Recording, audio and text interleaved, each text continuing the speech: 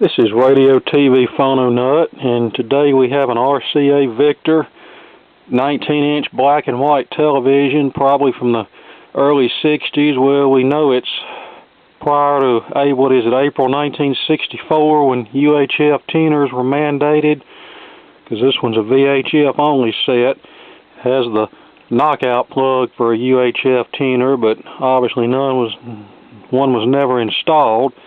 This is in a metal cabinet, including the back.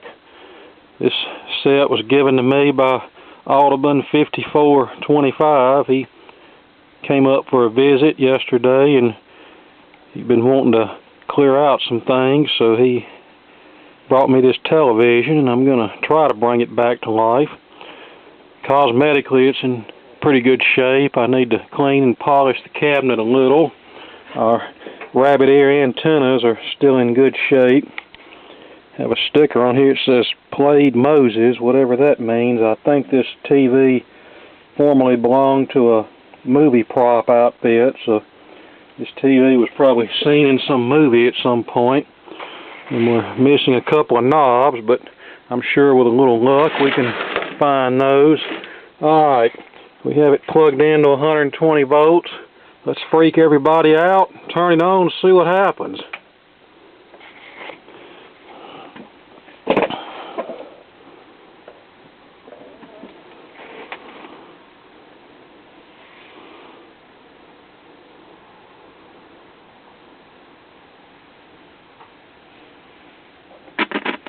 Now I hear static, I hear noise.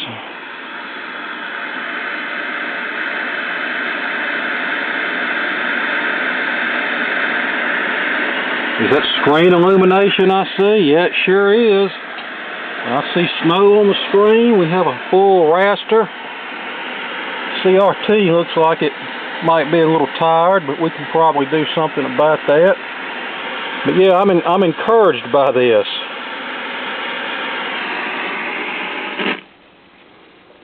Hearing some high voltage arcing, but it's very humid today. We had some thunderstorms early, so that's to be expected. Alright, let's hook a converter box to this and see what happens. Okay, before we do that, let's do this. This will bring back memories for some people.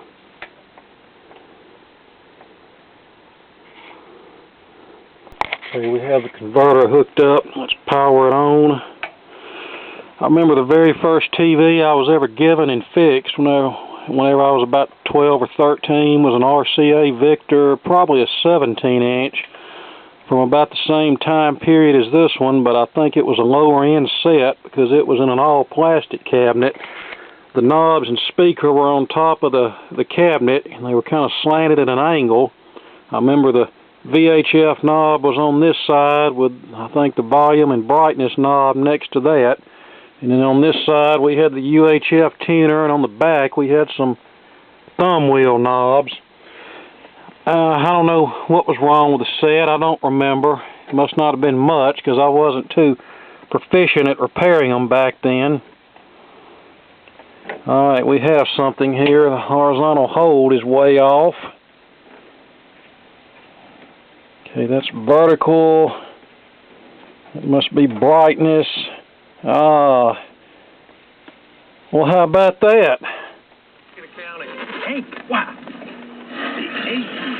Well, I said we were going to evaluate this set, but I don't think much evaluation is... let me rephrase that. I said we were going to evaluate this set, I believe, or did I say that? I don't remember what I said, but anyway, the purpose of this video is to more or less evaluate this and repair it later, but I don't think there's going to be much repair needed. But anyway, the old RCA Victor from about 1990, I watched it in my room for about a year with one of those little solid-state UHF converter boxes connected to it. And after about a year or so, I found a 19-inch Philco Forward black and white tube set with a built-in UHF tuner. So I advertised the old black and white RCA on one of those radio call-in shows for $25. And almost instantly I got a phone call from a younger couple, and he said, "I just got married, I don't have much money, we need a TV, and I want that TV." And he came and got it and was happy with it. Contrast that to nowadays, you can have a 32-inch Sanyo with all the jacks and everything on it from 2002 and try to give it away and have to offer it to 5 different people before someone will take it because it's not flat enough for them. Okay, let's pull the back off of this set, have a look at the inside, and check the picture bulb, although it may be a little tired, but I don't think it's too bad, and it could be a lot worse.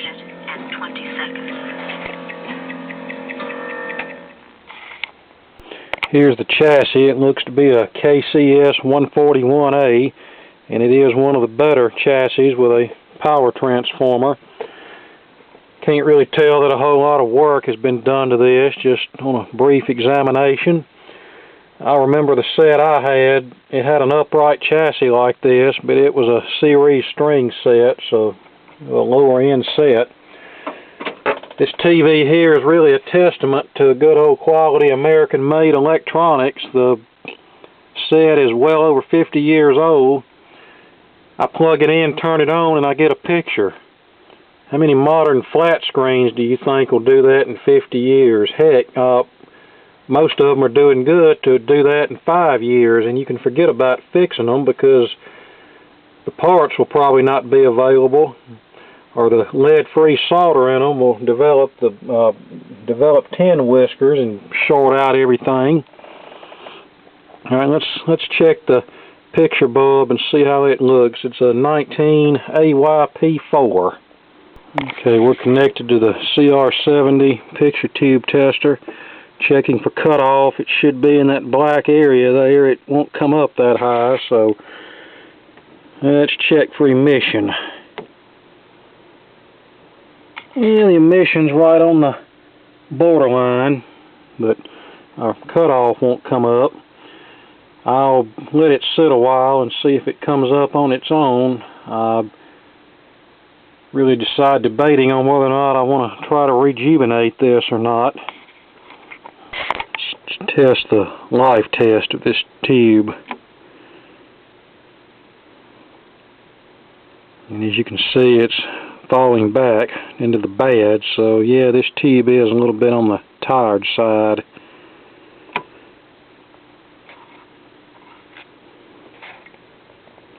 Alright, back to cutoff, and it's still nowhere near where it should be. Alright, I'm going to try this on auto restore. That's the lowest form of rejuvenation. And we'll hold down the rejuvenate button. You hold it down until the meter cycles 3 times.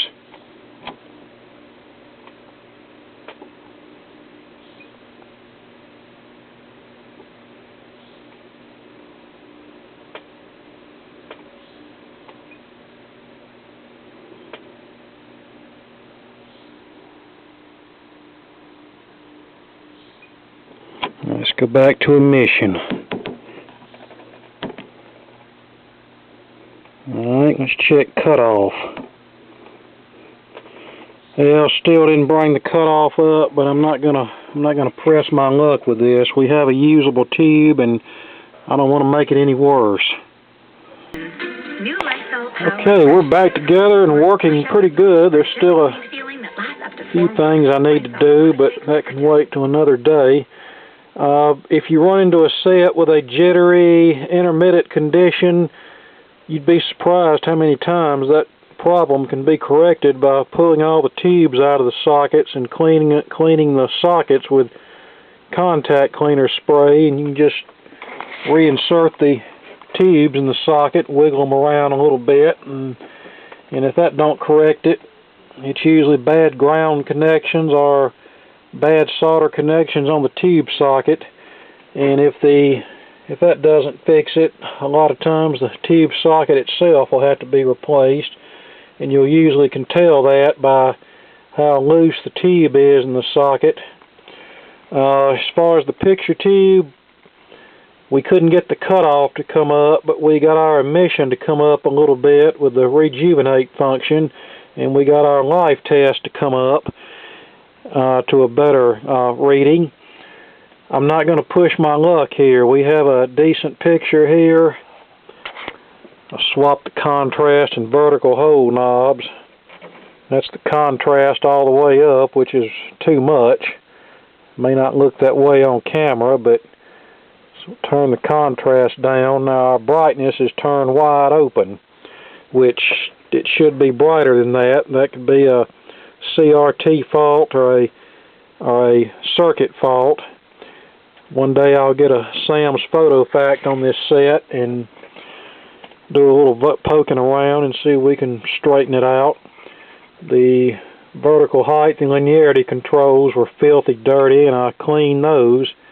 They're still not too good, but I was able to adjust them and get a reasonable picture.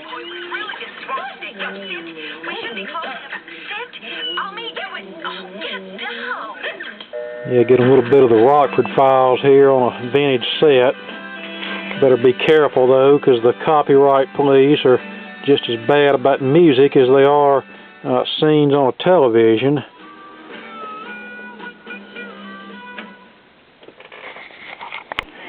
As far as repairs, the only thing I can see that was ever done to this is a few tubes were replaced over the years, but I don't really see any evidence of any circuit repair.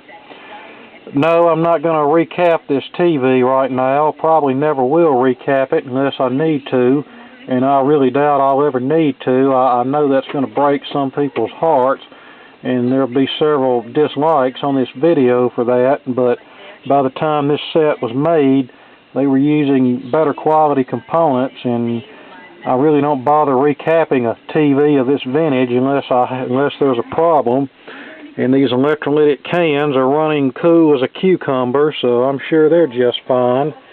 So I really see no need to do any circuit work to this. About all I need to do, I need to take it apart and clean this safety glass. I don't think this is bonded onto the tube. I can see a little dirt here at the top here. Might need to touch up the alignment a little bit and clean it up, and probably clean up the HV anode connector, and maybe it won't hiss quite as bad. Find some knobs for this and it ought to be good to go. Alright, there you go. A little evaluation of a 1963 RCA Victor portable black and white television. Thanks for watching, and more to come later. One thing I really like about this TV is how they have the antenna connector. It's mounted to the cabinet. Many times the connector is attached to the back of the TV with 300 ohm twin lead running from the back that plugs into the tuner. And in order to get everything out of the way, you have to unplug the cable from the tuner. And it makes it a little bit of a pain in the butt connecting a signal source to it when the back is removed. So I like this feature. And looking at the back of the set, there's a knockout for a remote and manual switch. So that tells me that this TV was also offered with a remote control option. I'm sure the drive assembly probably attached to the rear of the tuner here. Alright, that's about all I can come up with for now. Hope you got something out of all this, and more to come later.